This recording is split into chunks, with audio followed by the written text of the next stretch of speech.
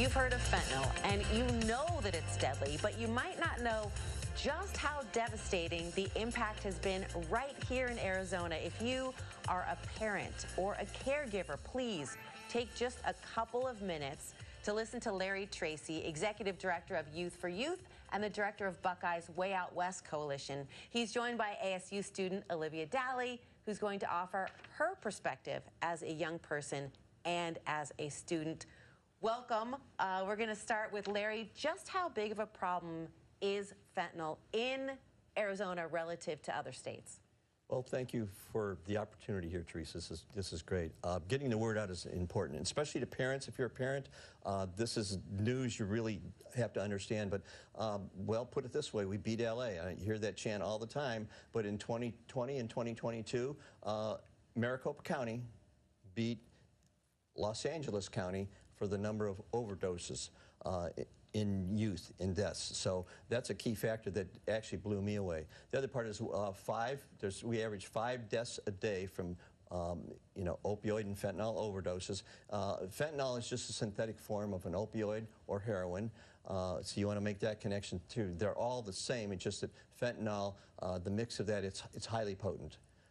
And one of the things is all counterfeit pills that and that's a street pill. In other words, if I'm out there and kids at a party or my teens at a party and all of a sudden they have a beer or something like that, and the next thing you know, somebody says, hey, here's a Xanax, try it.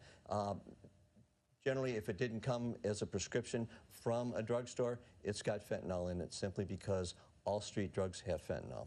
And you don't get a second chance with fentanyl. It's extremely deadly. It depresses respiration. Most likely, you're not going to come back from that. Right. You're not going to come back.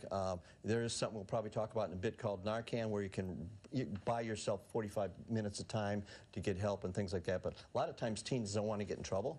Right. And so they all run, yes. And then the person's left there to die. Or maybe I went home and I took, a Xanax or something, not knowing there's fentanyl in it, and then I never woke up in the morning. I hear a lot of parents have lost their children that way. And probably a couple weeks ago at the opioid summit, I was sitting next to a lady. She just lost her son from an overdose, sports star, and it was 5 months ago. And it's devastating to hear those. And we run into those people all the time. I want to bring in Olivia, because you mentioned that young people, they're afraid of getting in trouble. And this is what you mentioned. This is Narcan. Which is, you don't need a prescription, you can buy this. You can buy it at Walmart, any drugstore. It's on the shelf. It's a nasal spray, and so it's easily to apply. In the early days, it was a needle and syringe type thing, and it was called naloxone. Now it's Narcan, nasal spray. There's 2 services in there as far as you can apply. If you apply it once, the Narcan once, and you don't get a reaction, then you do the second one, because somebody who's really has a lot in their system, or maybe there's somebody who's a seasoned user that uses a little bit of Narcan here, right. Or not Narcan, but the fentanyl. What happens there is it might take a couple of those to bring that person back to get into a point, and first thing you're going to do is call 911. With the Narcan, it is something that's actually something everybody should have in their first aid kit anymore, unfortunately. Is that what you tell your peers, Olivia?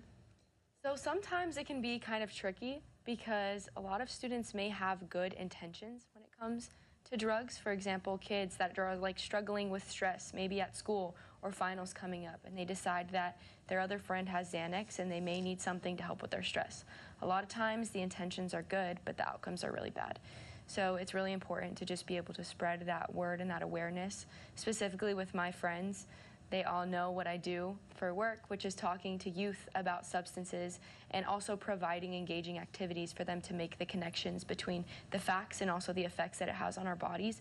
But it's really important for all students, my friends, but also all the other students out there, kids, even kids who may not be going to college right now, the importance of understanding how dangerous the effects of these substances are out there. Because it's not just about don't do drugs anymore because it's going to take away your dreams and your goals, but it's about don't do drugs because they'll kill you first chance. Yeah. It's stunning the way you put it, and the work that you're doing is so important because you can build a bridge from your generation to mine. For example, I'm Generation X. I barely understand Snapchat, and yet that's where a lot of young people are getting access to pills. How does that work? So Snapchat is super scary. For me, I got Snapchat probably my junior year of high school, soon after COVID was going on, because it was a great way to be able to connect with your peers, send pictures back and forth, actually be able to see people's faces. But it quickly turned into something that the cartel or even drug dealers started using for bad things, specifically pretending to be other youth or maybe even friends that may add you on Snapchat, and they're actually drug dealers that are trying to sell your kids or even your friends pills or drugs. And it's super scary because we have kids that are super young, don't even need to know their addresses, because they can use Snap Map locations to track where your kid is, even in their house, the specific room or even a window.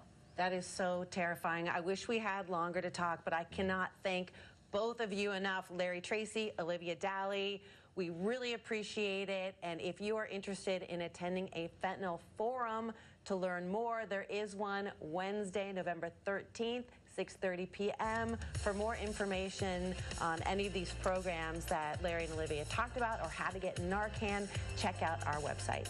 Thank you.